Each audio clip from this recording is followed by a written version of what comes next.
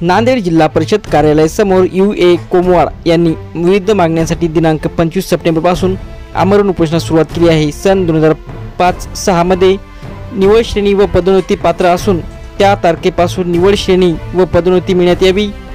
माळेगाव यात्रा सन 2014 पार पडली असल्याने व त्याच वेळी खर्चाचा हिशोब दिला असलेल्या RRC द्वारे अग्रिम वसुलीची कार्यवाही थांबवण्यात यावी। तसेच सन जानेवारी 2016 पासून 7व्या वेतन आयोगाप्रमाणे सुधारित दराने वेतन अथवा निलंब भत्ता मिळण्यात यावा।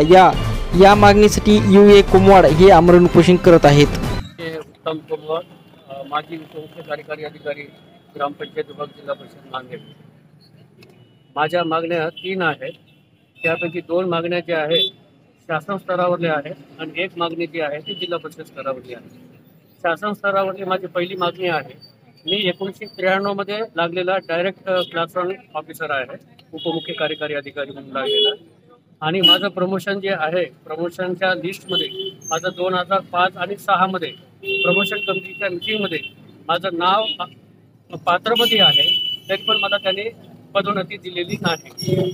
पदोन्नती न देण्याचं त्यांनी कारण सांगितलं की माझी विभागीय चौकशी चालू आहे। मी बीडला असताना त्यांची तिथल्या एक प्रकरणाची विभागीय चौकशी आहे म्हणून त्याने ते नमूद केलेलं आहे।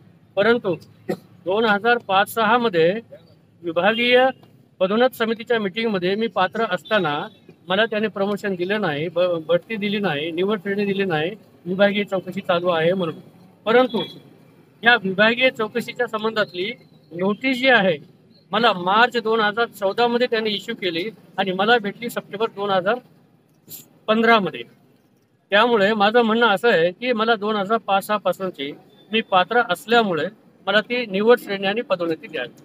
माझी दुसरी मागणी आहे, मी इथे जिल्हा परिषद नांदेडला असताना माझ्या म्हणजे निगराणीखाली जिल्हा परिषदेच्या 3 यात्रा झाल्या माळेगावच्या, 2013ची, 14ची आणि 15ची।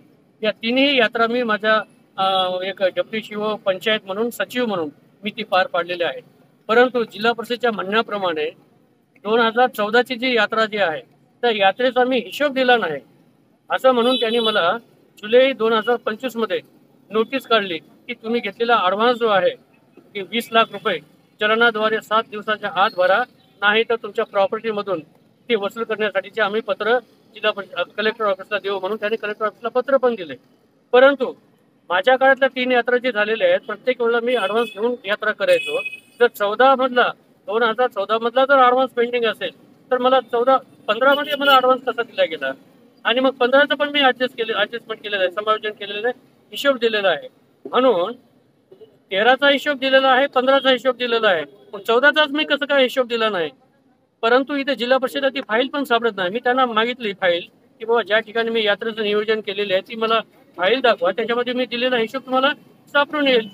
तरी पण मी काय केलेलं आहे त्यांना की माझ्याकडे असलेल्या हिशोबाच्या काही पावत्या होत्या त्या काळातल्या, झेरॉक्स कॉप्या, योगायोगाने त्या झेरॉक्स कॉप्या जोडून त्यांना मी विनंती केलेली आहे की बाबा हे वसुलीचा प्रश्नच उद्भवत नाही आणि प्रॉपर्टीमधून वसुली करण्याचा प्रश्न येत नाही, हे मी यात्रा केलेली आहे आणि माझ्याकडे पावत्या आहेत।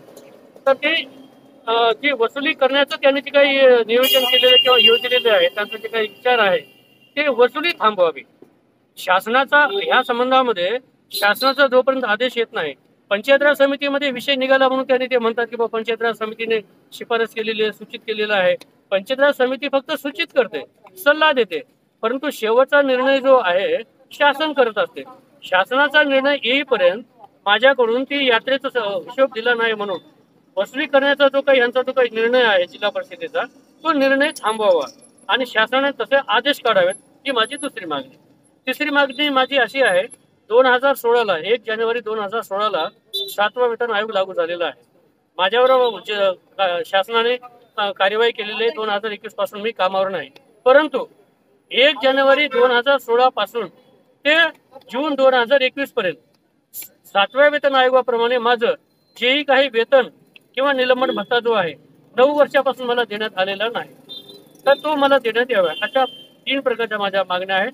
पहिल्या प्रकारच्या मागणीमध्ये मला 2006 पासून पदोन्नती द्यावी आणि तेव्हापासूनची फरकाची रक्कम 18% व्याज दराने, कारण मला इतके दिवस त्यांनी मला वंचित ठेवलेलं आहे म्हणून मी त्यांना विनंती केलेली आहे। आणि 6व्या वेतन आयोगाचं सुद्धा आणि 7व्या वेतन आयोगाची सुद्धा रक्कम आतापर्यंत दिलेली नसल्यामुळे ती सुद्धा 18% प्रमाणे व्याज लावून मला देण्यात यावं म्हणून अशी माझी मागणी आहे.